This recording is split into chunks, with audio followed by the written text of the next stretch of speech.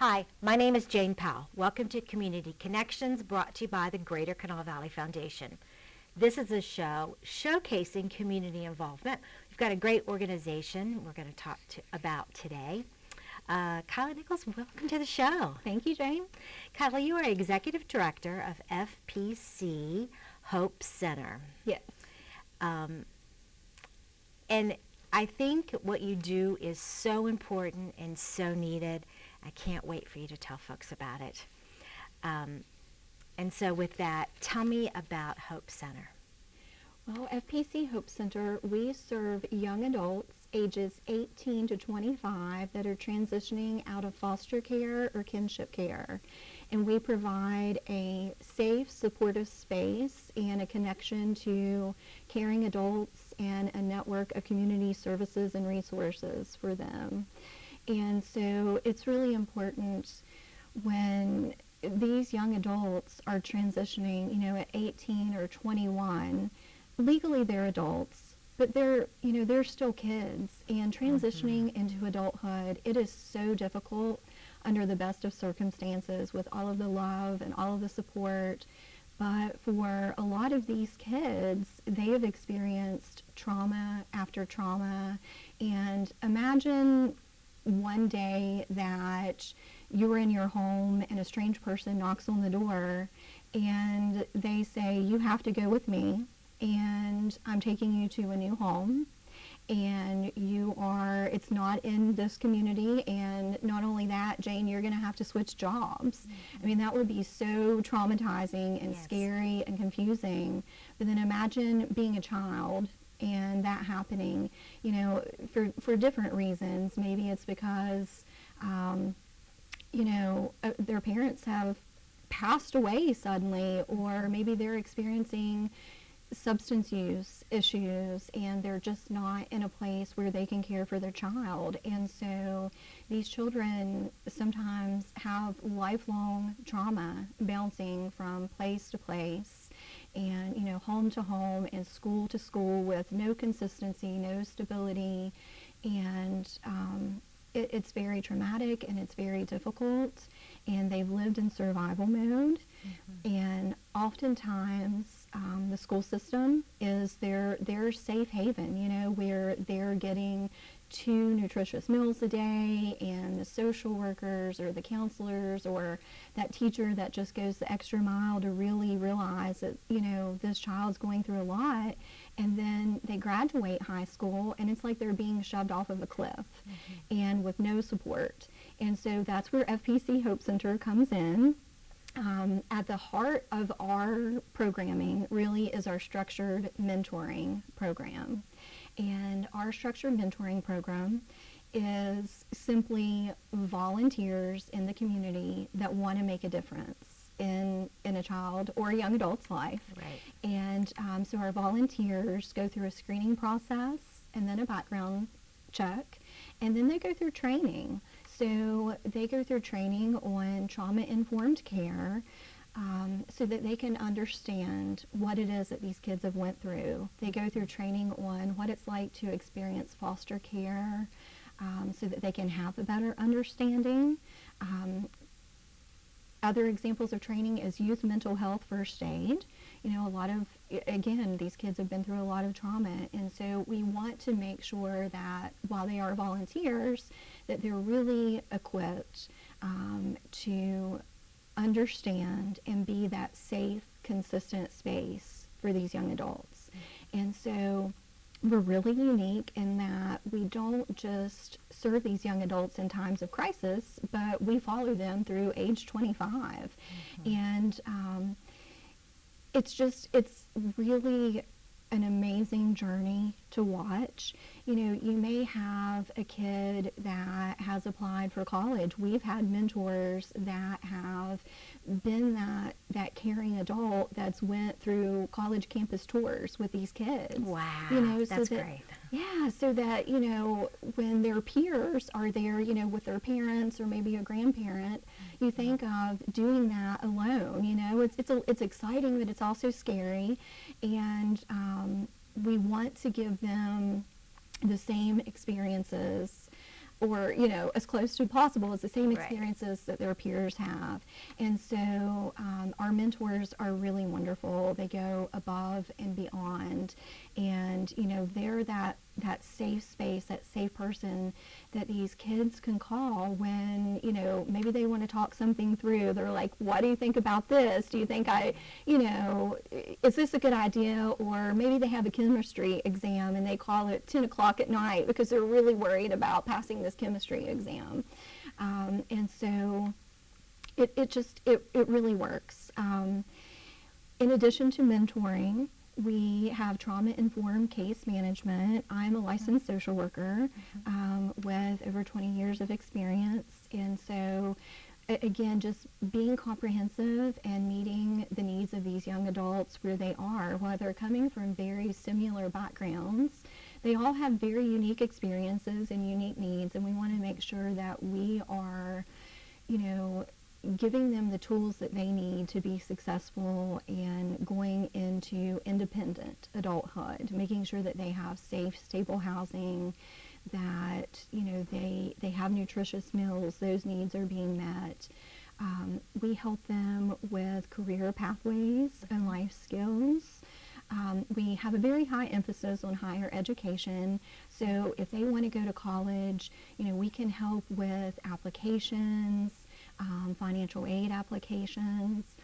Like I said, maybe doing a college campus tour with them, and just really meeting them where they are. We also provide educational tools for them because we realize that, sometimes scholarships and financial aid don't cover everything. And we want to make sure that we're trying to remove as many barriers as possible for these kids. So if they need a laptop for school, we can help with that. If they need books and maybe, financial aid hasn't covered all of that, we'll help with books. Because these things are expensive. They are very The add-ons expensive. are expensive. Yes, Yeah. they really are. And we also help with extracurricular activities because we realize that there's a very clear correlation between, socialization and successful education. So maybe they need a band uniform or a pair of cleats because they want to play sports. And again, we want to remove as many barriers as possible. We want them to be successful in every way. We also realize that a lot of times these kids were removed from home for substance use in the home. And so they've been exposed at a very young age to substance use. So we have prevention education workshops and one-on-one, really just trying to hit that at a young age to help with prevention and do that education. Again, trying to remove a barrier before it starts. Right. We're starting a youth advisory committee, which we're really excited about. Oh, tell me about that. So it's kind of a double-sided sword. One is we want to make sure that we're providing the best services possible to these young adults. But, it really comes down to they're the ones with the lived experience, and they really are the experts in their own lives. So we want to make sure that the services we're providing are as effective as possible. And so the Youth Advisory Committee gives these kids a chance to come together and develop that peer relationship and that sense of community, but also to have a say in the services that we provide. And we may think that, a way we're delivering a service is the best thing that there is, but it simply may not be. And we want them to have that safe space to be able to say, this really doesn't work for us. That's good. Yes. And it also gives them an opportunity to build those life skills, coming together in a group, just building life skills, learning that it's okay, to speak up, because oftentimes they haven't had a voice in what's happened to them, throughout their childhood. And this kind of, rewrites that narrative for them. It gives them that opportunity to learn in a very safe environment that it's okay, to have your voice and to have a say in your life and what's going on, and we want to be able to nurture that for them. Because I think one thing you said when we first started talking was they're young adults, but they're still very young. Yes. In their journey, Yes. right? And we think of them as kids because they are. And their bodies might be big, and their driver's license, if they have it, might say that they're 21. Right. But they're kids. They absolutely are. They absolutely are. And it's, it's hard navigating. Things change when you come of age. You're now responsible when you go to the doctor, for example. That's a scary thing, filling out these forms and all of these things that have just been thrust upon them, instantly and with no support. Right. So I know you have mentors and you have your programs and, of course, your experience. And it is such an important thing that you're providing, a service that you're providing for the community, because it is the community that benefits. Yes. As the community comes together to enrich their lives, then these young adults go on to be productive, and that's what we want, right? Absolutely, yes. That's the goal. Yes. And whether it's college or trade school, I'm sure you support them in whatever Yes. that additional education is, because that makes them better and happier. Absolutely, and I think you hit it spot on. It does. When one child succeeds, the entire community succeeds, and it takes the entire community. It's not just us at FPC Hope Center. It takes all of our volunteer mentors, our volunteer tutors. We offer tutoring. It takes our funders, such as the Greater Kanawha Valley Foundation. Donors, whether you're donating, a financial contribution or resources, it really takes the entire community.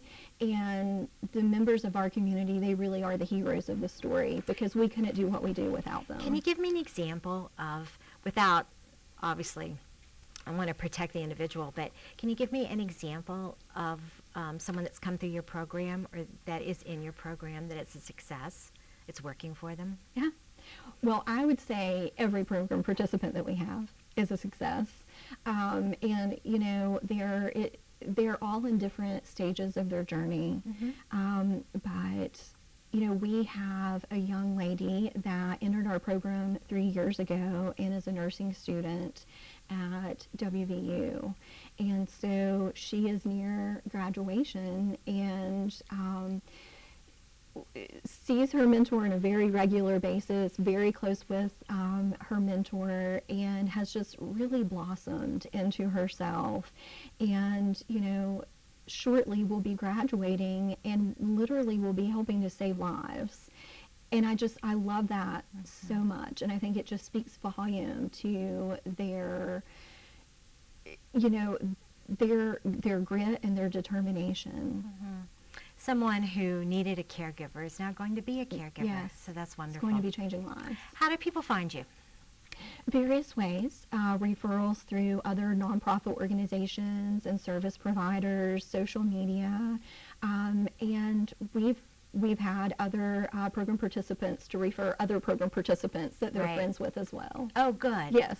All right. So if people want information, they can check out, there's a website. Yes. Right? FPCHopeCenter.org. They can give the office a call at 304-347-0985. Yes. A great way to find you. And I'm sure you'll reach out and offer them, if they want to become a mentor or if they want to take the training or if they know someone in need. Yes, we're always looking for volunteers. Yeah. Kala, thank you so much for sharing your program, for being here. I love the work that you're doing. I appreciate it so much. You're making our community better. Thank you, Jane. Thank you guys for joining us. This has been Community Connections, brought to you by the Greater Kanawha Valley Foundation. We'll see you next time.